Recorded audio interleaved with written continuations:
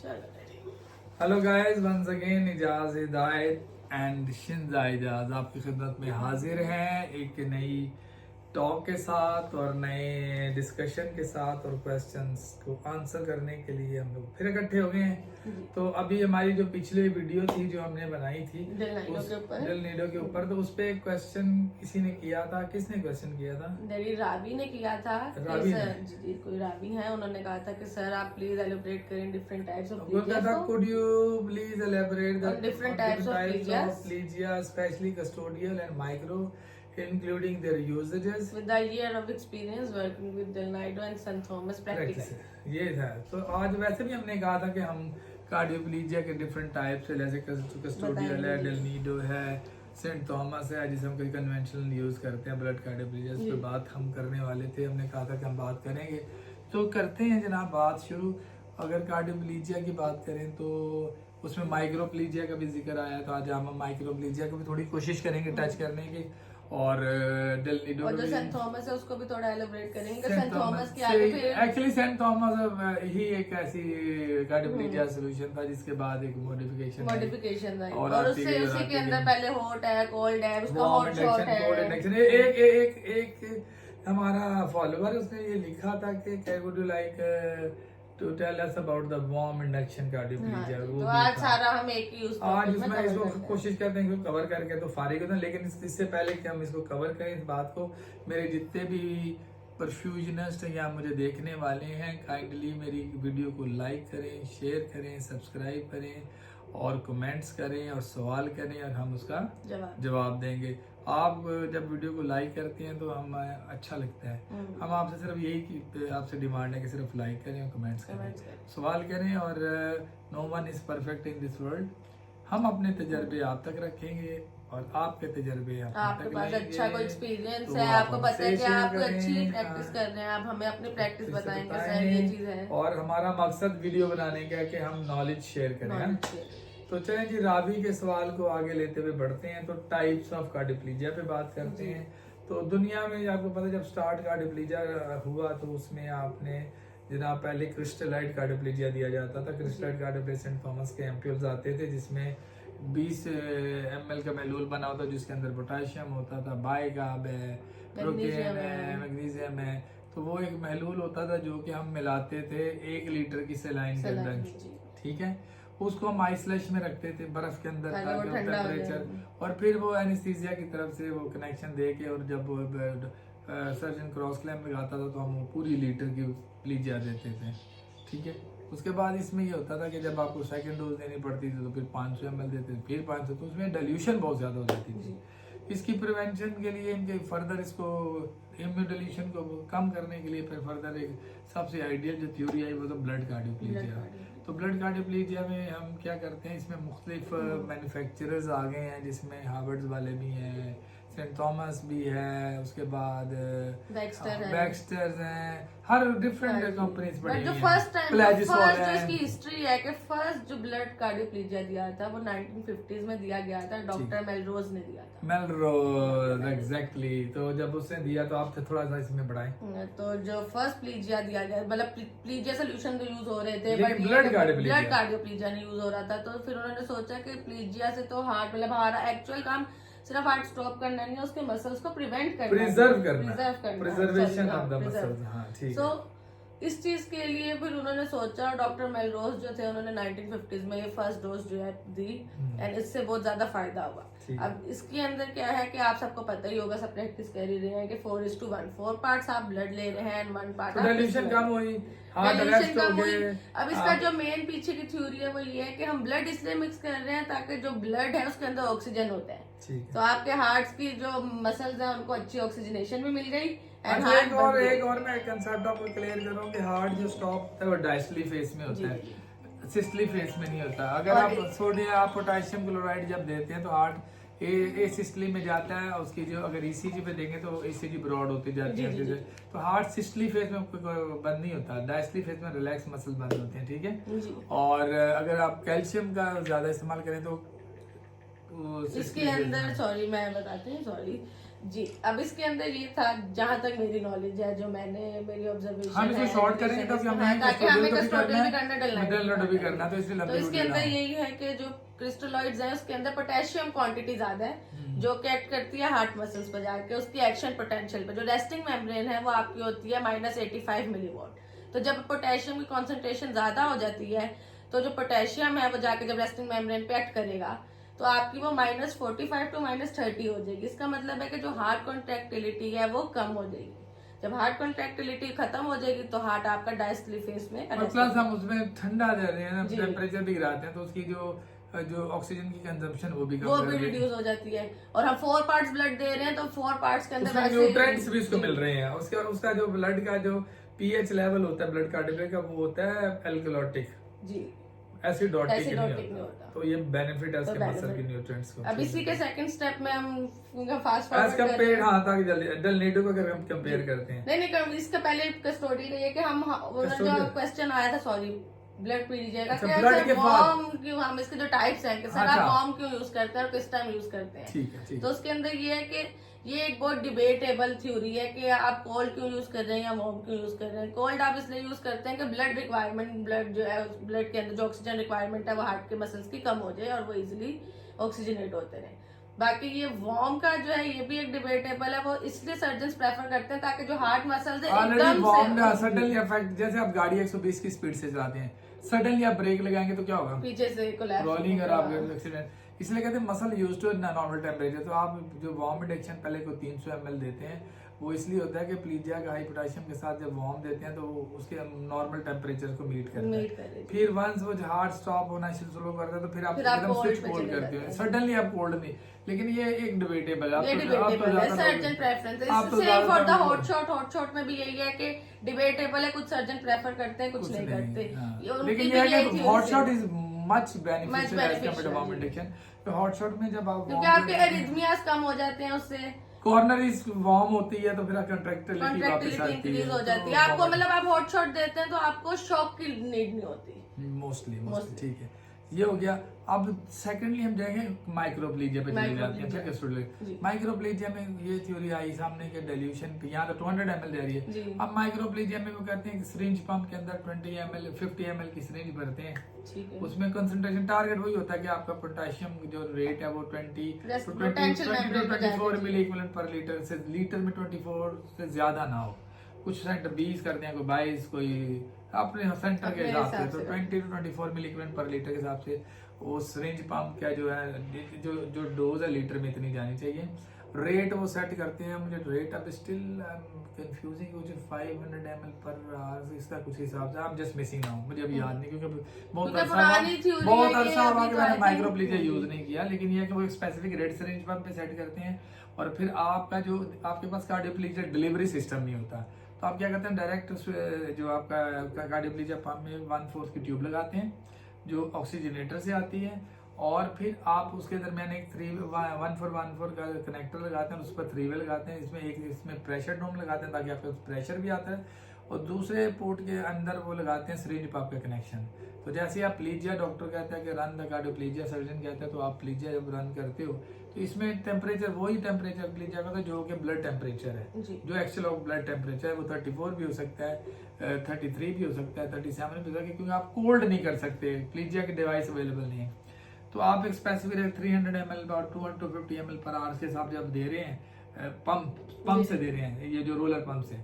तो ऊपर से आपने जो स्पेसिफिक रेट सेट किया होता है सिरिंज पंप पे, तो जब आप 3 से 4 मिनट जब प्लीजिया की डोज देते हैं तो वो इतनी होती है कि आपकी तकरीबन 24 मिली इक्विवेलेंट या 20 मिली इक्विवेलेंट जो प्लीजिया 1 लीटर में पोटेशियम चला जाता है।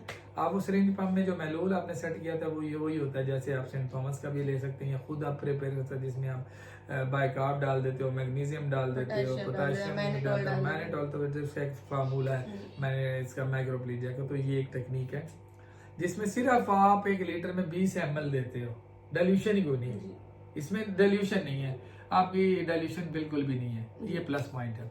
हार्ट भी स्टॉप्ड है लेकिन हार्ट के मसल वार्म है, वो आप आइस स्लैश ऊपर से डालते हो उसके मसल्स को ठंडा करने के लिए, लेकिन ये कि आप एक्टिव कूलिंग नहीं कर सकते। Now will talk about del Nido versus routine cardioplegia. Del Nido में 1/4 पार्ट जो होता है आपका क्रिस्टलाइट होता है, 1 पार्ट होता है ब्लड का।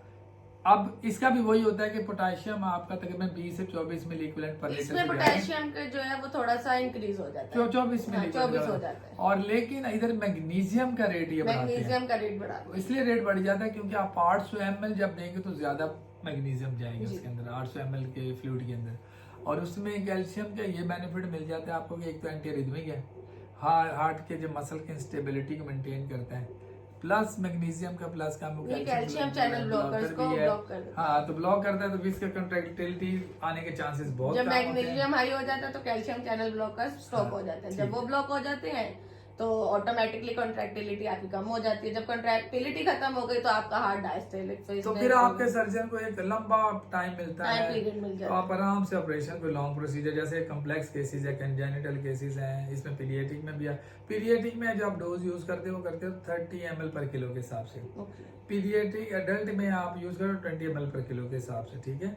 और प्लस ये है कि इसमें वो मैंने लास्ट टाइम भी कहा था, कार्डियोप्लीजिया जो क्रिस्ट ये है डेलनीडो है, इसका जो सोल्यूशन है 1 लीटर से पहले डोज में ज्यादा नहीं जाना चाहिए, ठीक है, जो नॉट मोर देन दैट। और उसके बाद सेकंड डोज ये फर्क है उससे, यानी कि वो 4 पार्ट ऑफ ब्लड है और 1 पार्ट ऑफ क्रिस्टलाइट है, या 4 पार्ट ऑफ क्रिस्टलाइट है 1, लेकिन इसमें प्लस पॉइंट है जब आपने एक डोज दे दी तो you get 120 minutes to work on heart in a stop and motionless field के हिसाब से आप कर देते हो। अब जरा आप मुझे कस्टोडियल के बारे में बताएं क्या है। अब कस्टोडियल जो है ये, अच्छा डेलनीडो की मैं एक और चीज भी बताऊं इससे पहले कि हम कस्टोडियल पे जाएं। डेलनीडो कार्डियोप्लीजिया आप एनेस्थीसिया हेड साइड से भी दे सकते हैं, जैसे पीडियाट्रिक में कुछ सेंटर्स देते हैं कि बैग में भर लेते हैं, सिरिंज में भर लेते हैं, चिल होता है, तो जैसे वो 3 से 4 मिनट के अंदर स्लोली पुश करते हैं पीडियाट्रिक में सिरिंज से भी। और वो सर्जन जो है अयोर्टा इंसेंडिंग रूट में क्लैम्प करने के बाद वो नीडल डालता है और वो सिरिंज टाइम 3 से 4 मिनट हम करते रहे हैं, तो यूँ पुश करते रहते हैं, तो 3 से 4 मिनट में आपका रिक्वायर्ड डोज चली जाती है मरीज को 30 ml पर किलो हिसाब से, तो then you get a chance. और दूसरा रोलर पंप से जब हमने प्लीजिया दिया तो मैंने लास्ट एक्सप्लेन किया, रोलर पंप का तो हमने काफी ब्रीफली आप चिल भी कर सकते हो, टेम्परेचर गिराओगे, फिर उसके बाद रोलर पंप की सेटिंग मैं लास्ट बता चुका हूँ आपको, तो इसलिए उसमें ज्यादा बताने की जरूरत नहीं है। और इसके अंदर प्रोटीन भी होता है, मैनेटॉल भी होता है, बफर्स में बाइका भी है, उसके बाद पोटेशियम क्लोराइड भी है, लाइडोकेन भी है डेलनीडो के अंदर, और उसके अंदर पोटेशियम क्लोराइड भी है। तो ये सारा जो महलूल है, सोल्यूशन है, ये प्रिपेयर की जाता है डेलनीडो के लिए लॉन्ग बाईपास सर्जरी और कम्प्लेक्स सर्जरीज के लिए, और बड़ा इफेक्टिव है, बड़ा अच्छा इसका रिजल्ट है। अब जरा मुझे आप बताएं कस्टोडियल। अब कस्टोडियल जो है वो इन दोनों से ही डिफरेंट है, क्योंकि अब इसमें रेशो है ही नहीं, इसमें ब्लड का यूजेज ही नहीं है, ये सिर्फ क्रिस्टलॉइड्स है। और ये मूवमेंट जो कस्टोडियल कार्डियोप्लीजिया यूज किया जाता था हार्ट ट्रांसप्लांट, ट्रांसपोर्टेशन में हार्ट मसल ऑर्गन को, vital organ transportation, long procedure surgeries जो हो गई आपकी उनके कस्टोडियल ये कस्टोडियल यूज किया। तो कस्टोडियल में मेन कंटेंट पता क्या है जी? कस्टोडियल और जो आपको मेन स्पेसिफिकेशन है ना इसकी, वो बाकी दो से सेपरेट करती है, वो ये है कि वो रेस्टिंग मेम्ब्रेन पे जो है एक्ट करते हैं। वैसे आप मेरी इंडिविजुअल भी देखेंगे ना वीडियो, तो उसमें मैंने बड़ा एक्सप्लेन किया हुआ है कस्टोडियल को भी, इसकी पूरी इंग्लिश में किया हुआ है, लेकिन अब हम उर्दू में कर रहे हैं तो इसको जरा एक्सप्लेन करें। आज कस्टोडियल के बारे में बताएंगे। तो कस्टोडियल जो है आपका ये एनाइंस पे एक्ट करता है। इसके अंदर जो है जी इसके अंदर जो है आपके पास लाइक ये सोडियम और कैल्शियम पे क्लोराइड, सोडियम क्लोराइड पे एक्ट करता है, तो ये आपकी बॉडी से सोडियम और क्लोराइड को रिड्यूस करता है, एक्सक्रीट आउट करता है, जिसकी वजह से आपके जो हार्ट मसल्स हैं वो रिलैक्स, मतलब डायस्टोलिक फेज में रेस्ट कर देते हैं। जब आपका हार्ट अरेस्ट हो जाता है और आप कस्टोडियल यूज करते हैं तो इसका ड्रॉबैक ये है कि आपको इसके अंदर एबीजीज मेंटेन करनी पड़ती है कस्टोडियल का, जो मुझे ड्रॉबैक लगता है। ड्रॉबैक नहीं है क्योंकि आपको इसमें HTK होता है ना, इसमें HTK होता है, हिस्टामिनिक सोल्यूशन होता है, तो ये इजीली जो है एक्चुअली इसके अंदर HTK होता है, HTK होता है, ठीक है। तो आज HTK जो इफेक्ट हो रहा था आपके किस पे हो रहा है? ये आपके एनाइंस पे हो रहा होता है, सोडियम क्लोराइड। तो जो सोडियम चैनल ब्लॉकर्स है वो यही है कि वो बिल्कुल ब्लॉक हो जाते हैं। हाँ, आपका अब हार्ट सोडियम चैनल ब्लॉकर जब ब्लॉक होते हैं तब आपके पास जो जब आप वो सक करते हैं वॉल्यूम तो आपके पास क्या आ जाता है सारा सोडियम की आप ब्लड गैस जो के अंदर जितना जब भी देखते आपका हैं। सोडियम है वो आपका रिड्यूस हो जाएगा। इसके क्यों अंदर रिड्यूस आपको- होगा? इसलिए रिड्यूस होगा क्योंकि आपके हार्ट मसल्स में से सोडियम जो है इसको एक्सक्रीट आउट कर रहा है एक्सक्रीट सारा। आउट कर रहे हैं। जब आपके हार्ट मसल से सोडियम सारा निकलता जाएगा तो आपके एबीजीज में सोडियम लेवल कम ड्रॉप आते हुआ जाएगा, हुआ ड्रॉप आएगा। होगा। सोडियम और क्लोराइड आपका जो है बहुत बहुत गिर गया है। रिड्यूस होगा। इसके लिए आपको अल्ट्रा फिल्ट्रेशन भी करनी पड़ेगी क्योंकि जो इसकी डोजेज है वो आपकी मैक्सिमम अच्छा 2 कुछ लीटर। सेंटर में ऐसा होता है कुछ सेंटर वाले जो जैसे हमने प्लीजिया दिया ना कस्टोडियल जी, जी। तो सक आउट कर देते हैं ठीक है। बाहर वेस्टेज में, लेकिन कुछ सेंटर उसमें लेते हैं तो अल्ट्रा फिल्ट्रेशन की जरूरत हम पड़ती जैसे है। हमारे समझ सेंटर गया। में अल्ट्रा फिल्ट्रेशन होती हाँ है। क्यों जब वायर फेंकने के सक आउट वेस्ट करने के हम उससे हम कर लेते उसी को हैं तो हम अल्ट्रा फिल्ट्रेशन या सेल सेवर करके उससे सेल सेवर से हम कर लेते हैं। और सेल सेवर भी हमेशा हम अल्ट्रा ये फिल्ट्रेशन आप अच्छा कस्टोडियल का एक और भी कस्टोडियल हम रोलर पंप से देते हैं। हम बिल्कुल वही सर्किट लगाते हैं जो हमारा ब्लड का डिप्लीजिया का सर्किट है। उसके अंदर हम ब्रिज बंद कर देते हम हैं। ब्रिज जब बंद करते हैं तो हमारे पास जो है ना सिंपल ब्लड आना बंद हो जाता है वहां से रोलर पंप से सॉरी और हमारा जो रेजरवॉयर है जो ऑक्सीजनेटर है वहां से जो हमारा ब्लड है वो उसको हम बंद करते हैं, लेकिन ब्रिज ओपन करते हैं। हम ब्रिज ओपन कर देते हैं लेकिन जो क्लैंप लगा होता है कार्डियोप्लीजिया की तरफ जो ऑक्सीजनेटर के ऊपर हमारा जो क्लैंप होता है उसको हम बंद कर देते हैं और फिर सेफ्टी के अब लिए अगर हम चाहें तो एक्स्ट्रा दोनों पंप चलाने के लिए हम ब्रिज ओपन करके फिर चलाते हैं तो ताकि हमारे पास दोनों पंप से जो है क्रिस्टलाइड है। crystalloids तो हम इस क्रिस्टलाइड इसका भी यही तरीका कार है। इनिशियल जब आप कर देते हो तो पहली जो आपकी जो प्रेशर है शुरू में वो आप रखते हो 120 से 140 के दरमियान। वंस हार्ट स्टॉप हो जाए तो फिर 70 से 80 मिलीमीटर पर मर्री के प्रेशर से देते हो ताकि लो इसलिए प्रेशर रखते हैं क्योंकि ये क्रिस्टलाइड है। और फिर हमारी कोशिश होती है 7 से 8 मिनट के दरमियान जल्दी अर्जेंट ना दें ताकि मसल पे इफेक्ट हो। जब वो इफेक्ट होता है यानी 7 से 8 मिनट के अंदर अंदर आप लीजिए दें, उससे पहले ना दें। और इसलिए प्रेशर अगर आप हाई प्रेशर रखोगे तो फिर फास्ट जाएगा क्योंकि उसका प्रेशर जनरेट ही नहीं हो रहा है। क्रिस्टलाइड का प्रेशर इतना नहीं जनरेट है as compare to the blood के साथ दिया जाए। ठीक है। अच्छा इसमें एक और अच्छी बात पता है क्या क्या कस्टोडियल के अंदर कस्टोडियल या डेलनीडो की सॉरी डेलनीडो आप डेलनीडो बताना मैं एक पॉइंट भूल गया था। डेलनीडो को जब आप इनिशियल प्राइम करते हो ना तो कोशिश करें अभी उसकी सेटिंग चेंज ना करें। ब्लड कार्डियोप्लीजिया ले रखें ताकि ना एक दफा ब्लड से प्राइम या फिर ये काम करें आप ओवरराइड करें क्रिस्टलाइड को और जो सिर्फ जो ब्लड वाला पंप है ना उसको चला के ब्लड से प्राइम कर लें ताकि क्योंकि अगर आप डीए करने में आपको प्रॉब्लम होगी उसमें। ये मेरा तजर्बा कहता है डेलनीडो का। और फिर बाद में आप दोनों एक्टिव कर दें पंप क्योंकि ताकि वो ब्लड जो है ना जाके आपकी एयर निकालने में मददगार साबित होगा।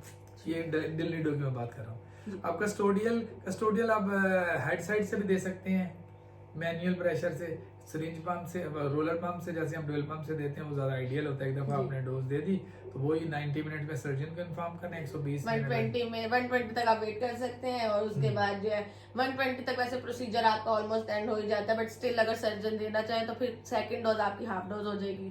मैक्सिमम आप इसमें 2 लीटर्स दे सकते हैं। 2 लीटर से ज्यादा आप एक्सीड नहीं कर सकते। तो इसमें एचटीके का इस्तेमाल ज्यादा है इसके अंदर।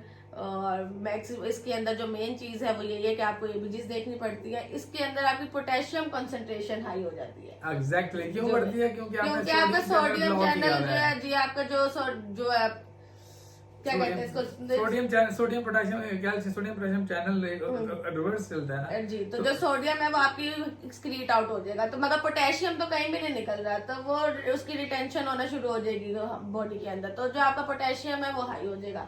अब ये है कि इसके अंदर आपको सर्जन को अगर सर्जन कस्टोडियल डिमांड करें कि आपको कस्टोडियल यूज करना है तो वो भी मेंटली प्रिपेयर होंगे कि पोटेशियम हाई है। तो अगर आपका पोटेशियम 5 आ रहा है 6 आ रहा है या 7 तक भी जा रहा है तो वो ये है कि आप सर्जन को बता सकते हैं कि पोटेशियम हाई है बट हम कुछ कर नहीं सकते। फिर आप एनेस्थीसिया आप पहले अपनी साइड से कंट्रोल करने की कोशिश करेंगे, नहीं होता तो आप जो है फिर डायरेक्ट एनेस्थीसिया वाली साइड जब भी नहीं देखें ये रिकमेंडेशन है जब भी आप इंसुलिन देते हैं तो यू ऑलवेज कंसर्न कोई भी मेडिसिन देने से पहले आप अपनी एनेस्थीसिया के साथ कम्युनिकेशन होनी चाहिए क्योंकि एक्चुअली मेडिकेशन के एक्सपर्ट्स जो ज्यादातर हैं वो तो एनेस्थेटिस्ट हैं। So you just discuss inform anaesthetist और फिर आप इंसुलिन या तो आपको दे देंगे कि आप इंड्यूस कर दें या वो खुद ही अपनी तरफ से कर दें। और कोशिश करें जब आप एनेस्थीसिया जब आप इंसुलिन देते हैं ना तो आपके जो इंसुलिन सिरिंज छोटी है, अगर प्योर भी आप इंसुलिन देना चाह रहे हैं या डाइल्यूट कुछ करें, डाइल्यूट कर लें, और फिर उसके बाद उसको जब जो सिरिंज में आप डाइल्यूट करें ना, तो जब आप मैनीफोल्ड से उसको दे दें तो उसको 2-3 दफा फ्रेश आउट जरूर करें, ताकि प्रॉपर, क्योंकि मोस्ट ऑफ द इंसुलिन की ज्यादा हम इसलिए जब पंप पे डोजिंग, जब अमूमन वो जो है ना फिल्टर्स में फंस जाती है, तो इफेक्ट कम आता है, टाइम लगता है, तो आप इंसुलिन भी दे सकते हैं। तो आज हमने डेलनीडो को कवर किया, हमने माइक्रोप्लेजिया को कवर किया, कस्टोडियल को किया, और ब्लड कार्डियोप्लेजिया को किया, उसमें हमने हॉट शॉट भी कर लिया। अब एक चीज इसमें और ऐड कर देते ताकि आज कार्डियोप्लेजिया का जो है ना सब्जेक्ट को ठप कर दें। उसमें यह है कि आप कार्डियोप्लेजिया एंटीग्रेड वाइज भी देते हैं, रेट्रोग्रेड भी देते हैं। एंटीग्रेड जो है प्रेफरेबल है, रेट्रोग्रेड आप उस टाइम देते हैं। अब एंटीग्रेड जो आम जब बच्चे उनको बताने, एंटीग्रेड का मतलब होता है टुवर्ड द पेशेंट, मगर उसमें मुझे आप बताते हैं कि ANTE अच्छा ANTE है, ये एंटीग्रेड है, ANTI नहीं, एंटी होता है कि मुखालिफ, टुवर्ड द फ्लो, यानी जो प्रॉपर फ्लो फिजियोलॉजी के मुताबिक, और रेट्रोग्रेड ऑपोजिट द फ्लो। तो ठीक है, तो हम एंटीग्रेड प्रेशर जो हमारे नॉर्मली होते हैं वो होते हैं 150 to 200 मिलीमीटर मरमरी में इज एक्सेप्टेबल, ठीक है, इससे कोई मसला नहीं होता।